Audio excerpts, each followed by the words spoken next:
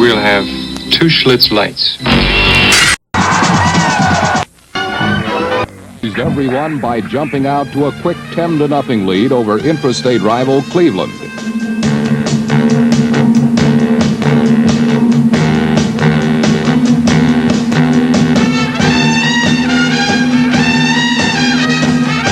But rookie receiver Don Bass' 51-yard first-quarter touchdown was the only one of the game for the Bengals, who were hoping to quell rumbles of a coaching change. Their coach, Tiger Johnson, had no time to enjoy his team's early margin because of an angry and aroused Cleveland defense that physically manhandled the Bengals all afternoon.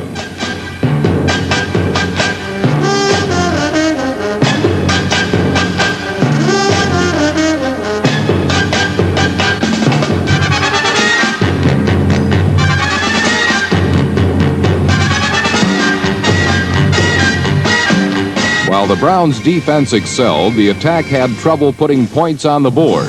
This 71-yard bomb from Brian Sipe to Reggie Rucker was canceled by a penalty.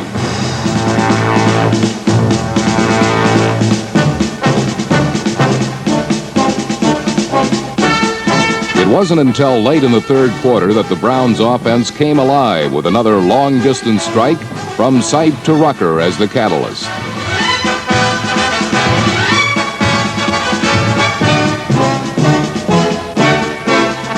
Graceful Rucker's 41-yard catch and carry led to Cleveland's first points of the day.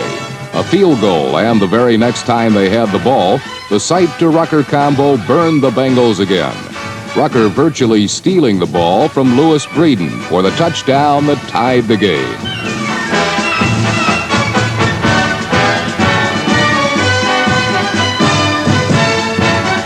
Minutes later, the two arch rivals entered sudden death overtime.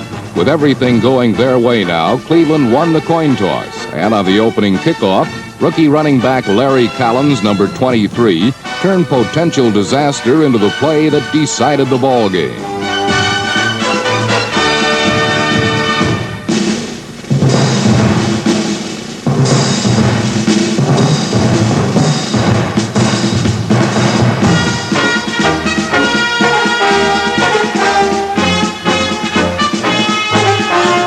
Collins' long return gave the Browns great field position, and Cleveland soon left the issue up to dependable Don Cockcroft.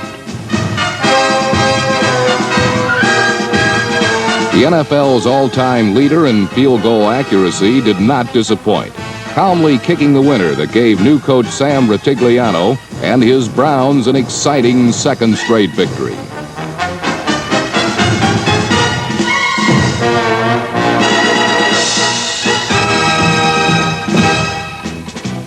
In Kansas City, number 32 Tony Reed rushed through and around the Houston Oilers defense for 141 yards as the Chiefs' ground game continued to run rampant.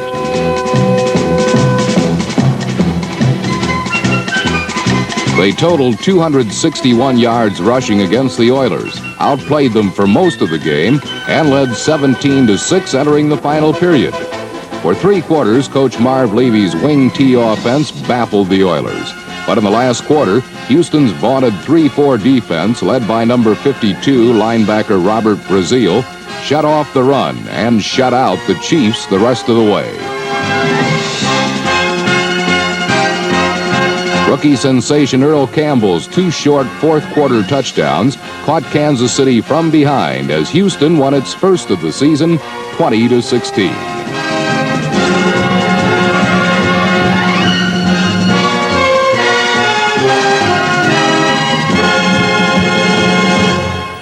In San Francisco, O.J. Simpson celebrated his hometown debut with a touchdown catch from Steve DeBerg.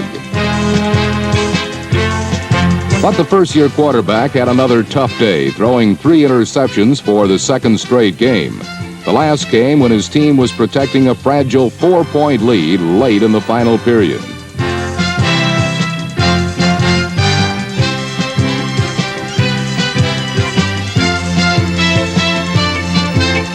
Virgil Liver's 17-yard run with a lateral interception set up Willie Harper's touchdown dive.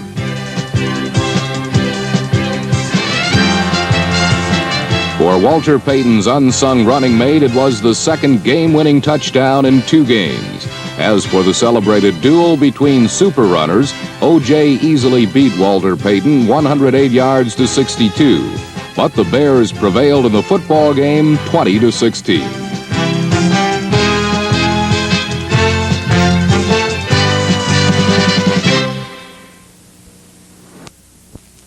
Became the head coach of the Buffalo Bills. There was never a question of if the Bills would improve. It was simply a question of how long it would take.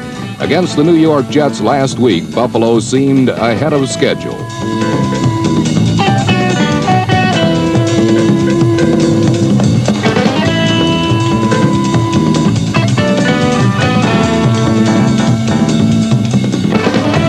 An 85-yard interception return by Charles Rome was one of many encouraging signs Buffalo displayed throughout the afternoon. But on this day, it was the Jets of head coach Walt Michaels and quarterback Richard Todd which waved the magic wand of victory.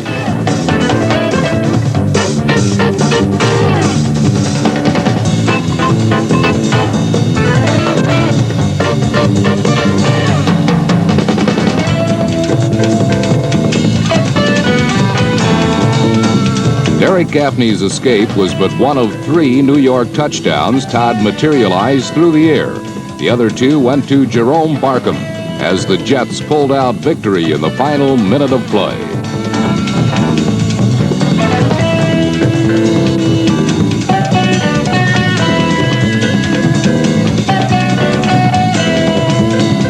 While both the Jets and the Bills have shown improvement over last season, the Atlanta Falcons seem to have picked up where they left off a year ago, something Ram quarterback Pat Haden is likely to agree upon.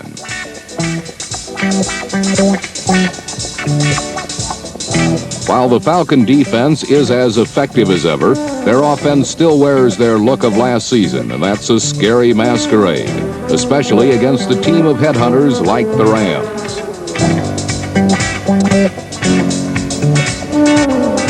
Atlanta never scored a single point. Los Angeles, on the other hand, did, but only because Pat Haden's bombs put the Rams in close enough times where they could squeeze out the victory.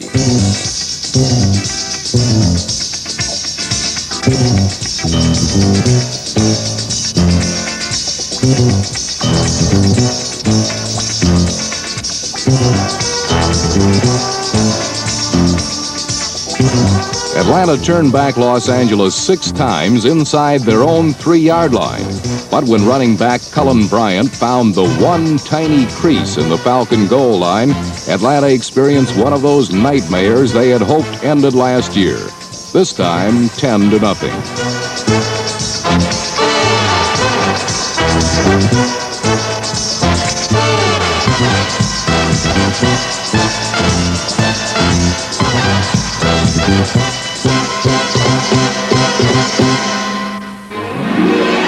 Certainly no team has been a bigger surprise during the NFL's first 2 weeks than the Green Bay Packers. Though they're still a long ways from ever repeating their glory years, for the first time in a long time, the Packers are looking respectable.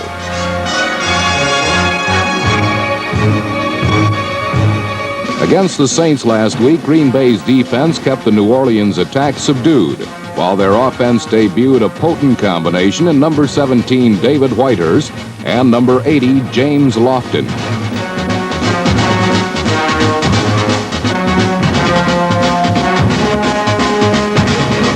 Three times this pair combined for touchdowns during a 28-17 victory.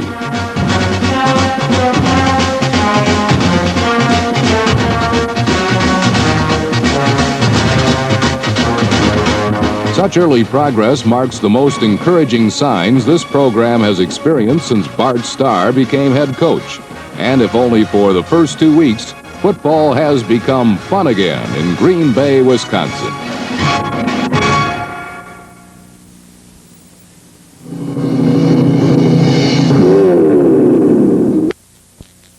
Virtually untouched, Dolphin runners picked their way through large holes, and Baltimore defenders spent much of the afternoon chasing them down from behind.